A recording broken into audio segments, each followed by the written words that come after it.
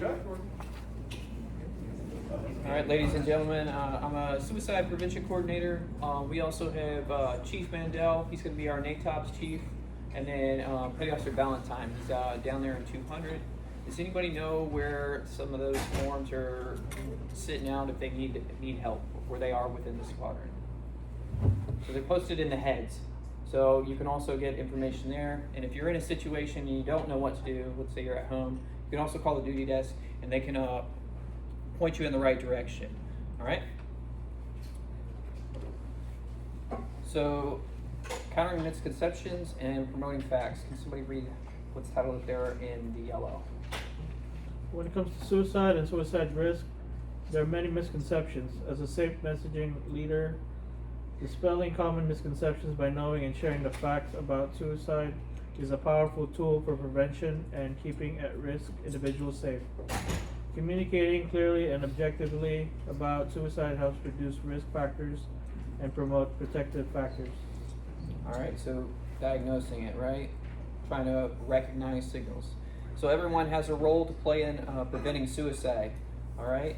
So the acute period of heightened risk in suicide is often only minutes or hours long. So when they're contemplating, right? So making someone with rash decisions, it's not exactly going to last. So if we can contemplate or bring them down from where they're fired up, it helps a lot, right? Can somebody read the next one? Storing a loaded firearm at home increases risk for dying by suicide 4 to 6 times. Okay, so you'll see the statistics say if you own a firearm, you're much more likely, that's a better way to put it, to go forward with suicide. All right, so there's no evidence of genetic predisposition to suicide. So it's not handed down. Just because it's somebody in your family has done it before doesn't mean that you have the gene for it. Talking directly about suicide in a non-judgmental, supportive way will not lead to suicide. So we'll see here, being direct about it, asking the question, may seem a little harsh, but a lot of times redirecting the attention to them and say, in a caring manner, say, hey, are you all right? What's going on? What's changed? I see this. Is there a reason? We're going to help that individual reflect and probably relay what's going on to you. Over here where the helmet is, somebody read that one? Military suicide rates are roughly equivalent or lower than U.S. population. So there's some more stats for you. Deployment is not associated with suicide risk among service members. Less than half of the military's suicide descendants has a current or past mental health diagnosis. So let's be aware, right? So as leaders, we know who's going to medical or has issue. I guess not an issue would be the right way. Where they're going, right? So let's be aware of what they're doing. There's obviously HIPAA that's involved there, but let's ask the questions and be receptive to what they're putting out, right? And then we're back to firearms again. I'll go on. Navy suicides and the facts. Can somebody read the left side? Among top 3 causes of death in the Navy annually, top stressors, transition, mental health, relationship issues. Average 2,700 suicide-related behaviors annually. Being on deployment appears to be a protective factor. There's greater sense of purpose, unit cohesion, and connection. Limited access to highly lethal means. Navy rate is lower than the adjusted U.S. population rate, males aged 18 to 60. All right, so here's some more statistics over there on the right-hand side. The culprits, it's me. Well, us. Just kidding. All right, surface warfare, aviation, nuclear, submarine, information warfare have the highest rates. And then we can continue down there. All right, people, leaders, and teams. Can somebody read people? People, accountable to yourself, build toughness and resiliency. Recognize warning signs, be mindful of the components, impacts, care, treat. Can anybody give me an example of warning signs? Despondency. Okay, being direct. All right. Okay, some telltale signs is like giving stuff away. Nice stuff. Just, I don't need it, whatever. Change in attitude. They're usually a perky person, and they're not, and it's continuing. That's probably a sign we need to talk about what's going on in their life. So change in attitude has a big deal. Accountable to your people, providing consistent, active messaging about suicide prevention at all levels of the chain of command. Accurately and quickly report suicide attempts, and suicide-related behaviors, executing postvention protocols for each. Develop and practice a command crisis responsibility plan. Teams, can somebody read that one for me? Accountable to each other. Thoughtfully conduct annual suicide prevention training. Create connections early with gaining personnel for sponsorship program and encourage active peer-to-peer engagement and awareness. Sweet. Lethal means and safety. Suicide is preventable. The main evidence-based tool that reduces suicide rates or sustainability over time is lethal means of safety. Somebody read that addressing. Addressing the how a person attempts suicide plays a pivotal role in whether the person lives or dies. I think that's pretty self-explanatory. Any questions there? There's more information about personally owned firearms. We talked about, there'll be statistics here, and generally if we're worried about suicide, we're gonna ask them to remove themselves from that. There's also some stuff on base where the CO can authorize your firearms to be held for you.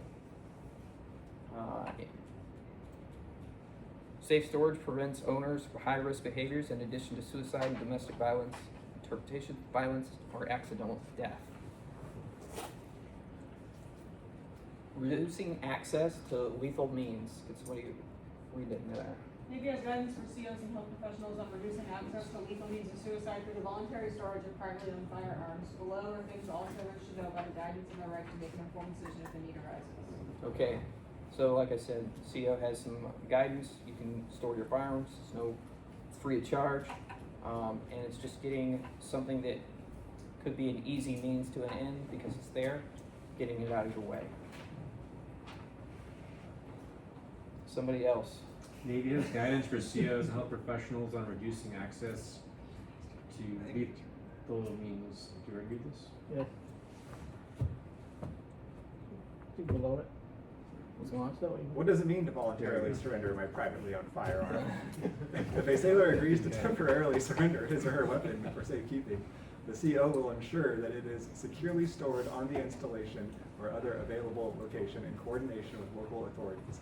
It will be returned at a later time upon the sailor's request or at the end of the predetermined storage period set between the CO and the sailor.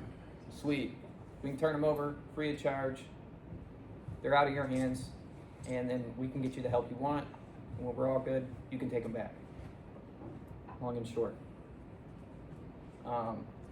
This is some resources we have, or explanations on why people want to lose their life, or think they want to lose their life. Just look it over for a second. We'll move on to the next slide. Suicide risk factors. I'm not going to read all these, but please take those into consideration.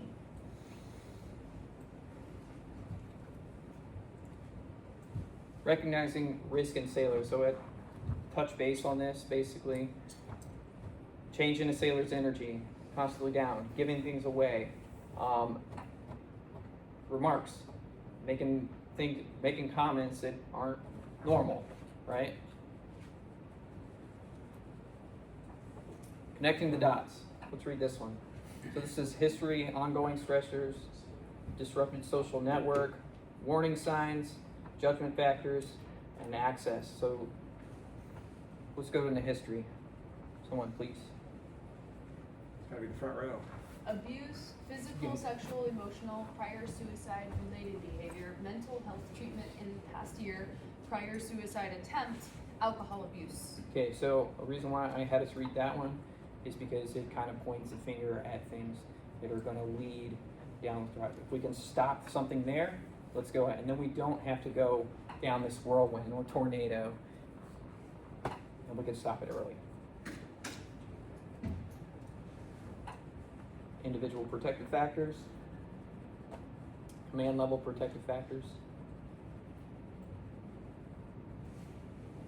Why sailors don't or won't seek help. Most sailors believe they would receive help if they asked, and their peers would be supportive.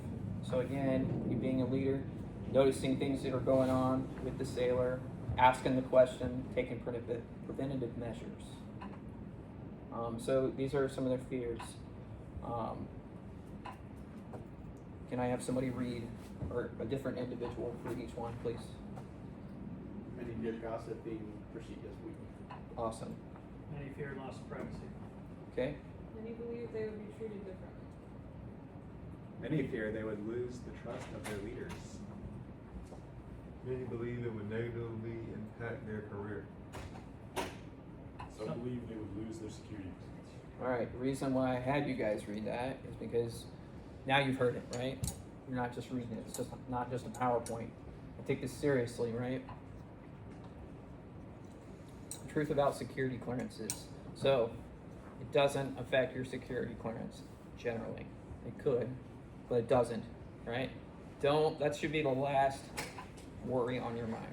What we want to do is get that person taken care of. Hand them to the right person. Get rid of preventive measures. That's where our worry is. Your career becomes secondary at that point. Helping suicidal. So ask, care, and treat. Those are important. We're going to ask the hard questions.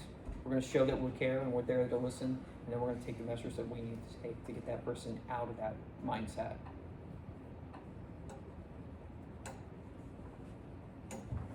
Postvention is any activity following a suicide that promotes recovery and healing of shipmates and family. Leadership's response can play a role in the prevention of additional suicide events, or in worst cases, inadvertently contribute to increased suicide attempts. Goals of postvention: set a foundation for healthy grieving, identify, refer those most at risk for behavioral health concerns, including suicide, safely memorialize the deceased, and 3 phase both stabilize, grieve, and grow.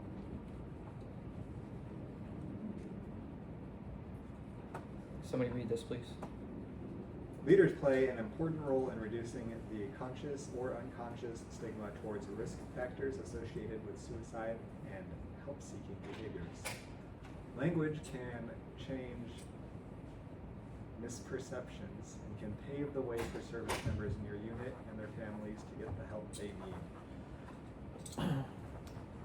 All right, communicating about suicide. So I kind of touched on this too. Use language that is objective, precise, and avoids judgment or assumptions. That's how we're going to talk to the person. Use objective language about substance use disorders. Encourage help seeking and self-care by sharing resources. Avoid suggesting a death by suicide by preceding a single event. Avoid inflammatory, sensualizing language that may unintentionally glamorize suicide. Avoid explicitly describing the suicide method, how or where an individual died, as this increases the risk of suicide in others. Avoid talking about mental health or mental health conditions in unrelated situations. So I won't make you read all this, but this is examples of safe messaging, and these slides are available to you in training. Here are your local resources. Self-initiated referrals. So if you're having issues, like I said, there are people we can contact. We have their coordinators here, myself, Chief Mandel, and then AWF2 Valentine.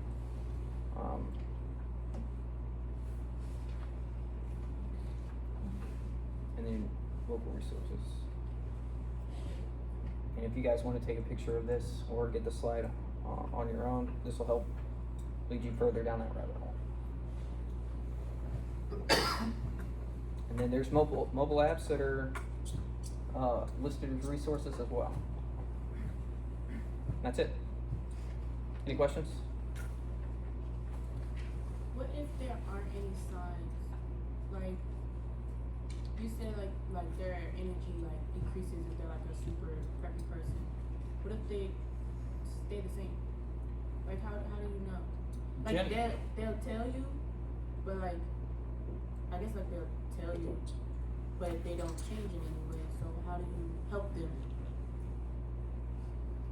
So, it's my practice, and this is not training at all, is leadership or people around them, ask them how they're doing. You can see an attitude, you'll see an attitude change, I promise.